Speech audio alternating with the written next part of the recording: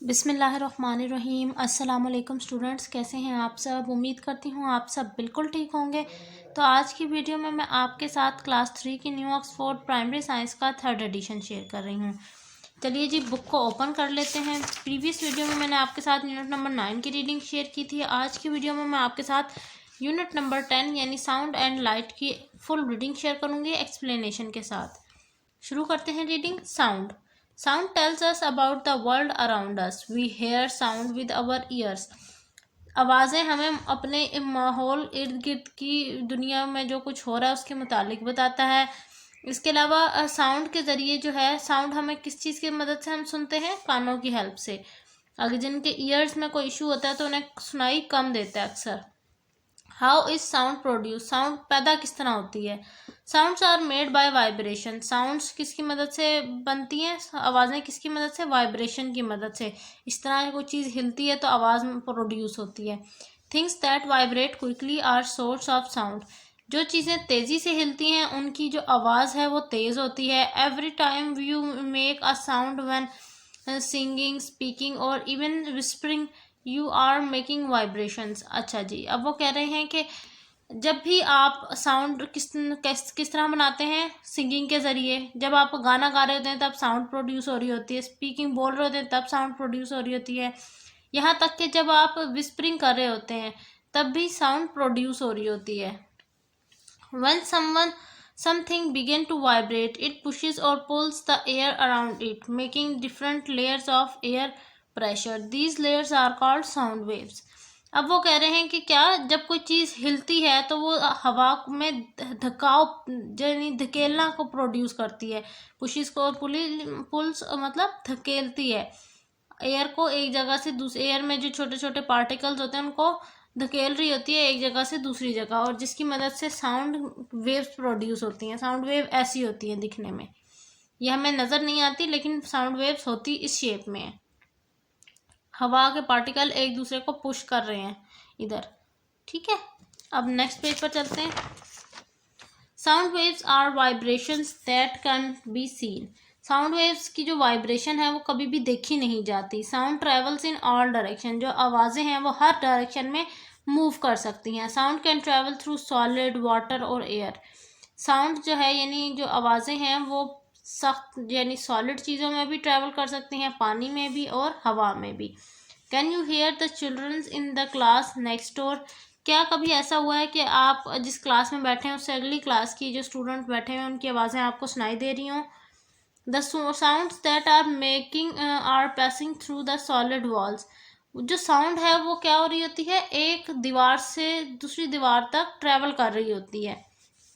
How are sounds useful, आवाज़ें हमारे लिए किस तरह से हेल्पफुल है। यानी human beings and other animals use sounds in many ways. We use sound when we talk to each other and when we alert other to of dangers. अब वो क्या कह रहे हैं, वो कह रहे हैं कि इंसान और जानवर अब मुख्तलिफ तरह की आवाज़ें प्रोड्यूस करते हैं। इन आवाज़ों की हेल्प से एक तो वो एक दूसरे से गुफ्तगू कर सकते हैं, और दूसरा बात क्या, वो एक दूसरे को बता सकते हैं कि कोई ख़तरा है या नहीं है। जैसे विस्परिंग के ज़रिए हम एक दूसरे को ख़तरे से मुतालिक बताते हैं।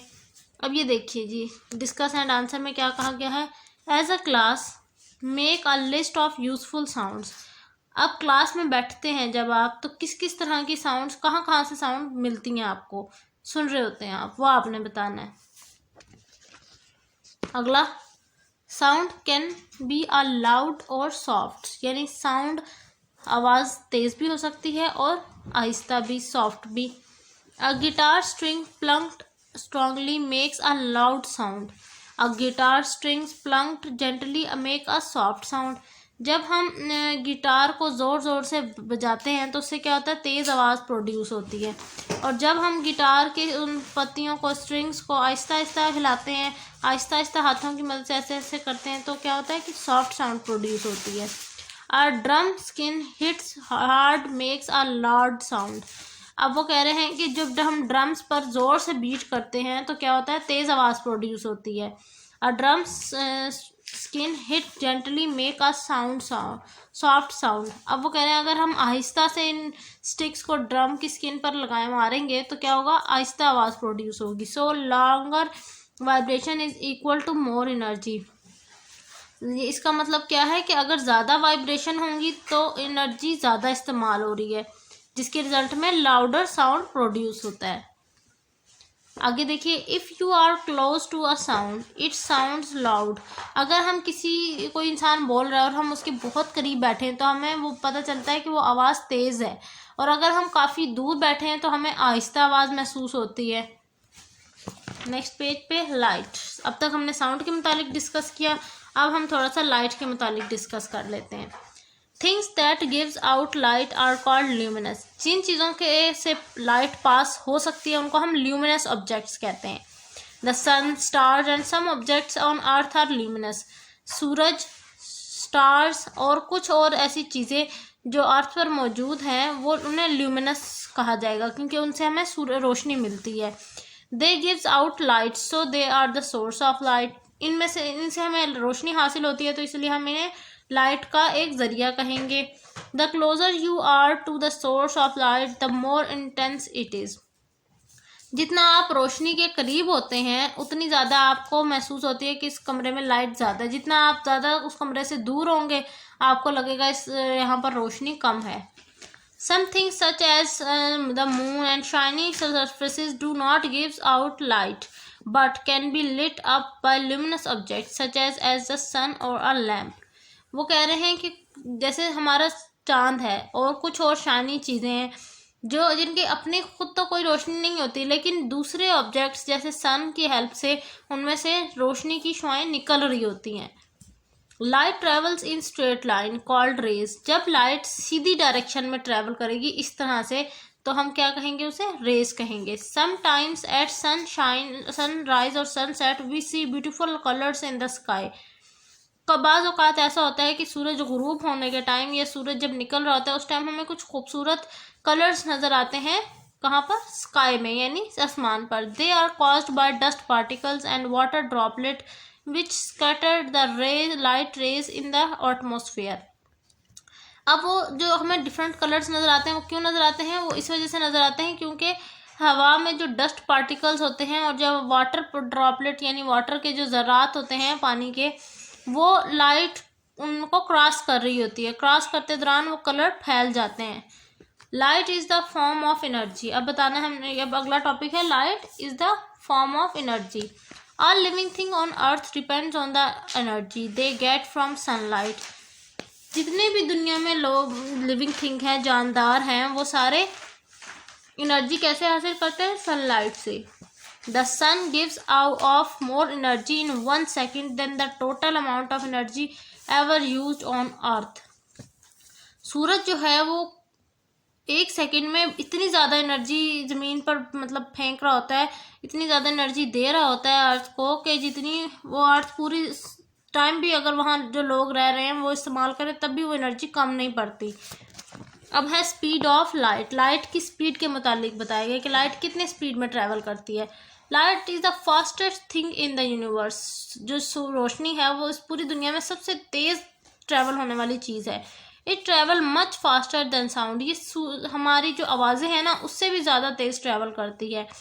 It takes just 8 minutes for the sun light to travel 146 million kilometre to reach the earth.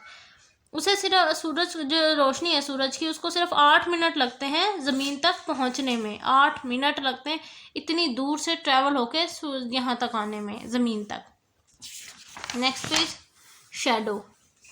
Because light travel in straight line, if its rays are blocked, a dark area of shadow is created. अगर ऐसा हो कि light straight line में travel कर रही है और उसको उसके आगे कोई हिंड्रेंस आ जाए, ऐसे आ जाए, कोई हिंड्रेंस आ जाए, कोई चीज़ रख दी जाए, तो क्या होता है? एक शेडो बनता है। जैसे यहाँ पर ये शेडो बना हुआ है, ये देखिए 3 एरियाज में बना हुआ है ना। When light falls on an object, a shadow can be seen on the surface directly behind the object. If the surface is close to the object, the shadow is the same as the size or little bigger than the object itself. If the surface is further away, the shadow appears much larger. अब वो क्या कह रहे हैं? वो कह रहे हैं कि अगर तो शेडो अगर इस तरह हो कि जैसे अगर हम करीब खड़े हैं, जैसे ये देखिए, इफ़ द सरफेस, अगर हम उस सरफेस की करीब खड़े हैं तो हमारा शेडो क्या है? थोड़ा सा बड़ा बनेगा, जैसे इस पिक्चर में बना हुआ है इसमें। और अगर हम रोशनी के बिल्कुल साथ हमने खड़े हैं तो हमारा शेडो थोड़ा सा छोटा बनेगा। अब चलिए कॉन्सेप्ट चेक कर लेते हैं। कॉन्सेप्ट चेक में क्या है, if you are close to the source to the sound it sounds dash, यानी कि अगर हम साउंड के करीब खड़े हैं तो क्या होगा, साउंड हमें लाउडर सुनाई देगी। तो यहाँ लाउडर आएगा और यहाँ सॉफ्ट आएगा। फिर अगला, when dash fall on an object light a dash can be scene on the surface directly behind the object shadow. यहाँ लाइट और यहाँ शैडो आएगा। ये थी जी आज की वीडियो जिसमें मैंने आपके साथ यूनिट नंबर 10 की रीडिंग शेयर की है। इंशाल्लाह नेक्स्ट वीडियो में मैं आपके साथ यूनिट नंबर 11 की रीडिंग शेयर करूंगी। तब तक के लिए मुझे दीजिए इजाज़त। अल्लाह हाफिज़।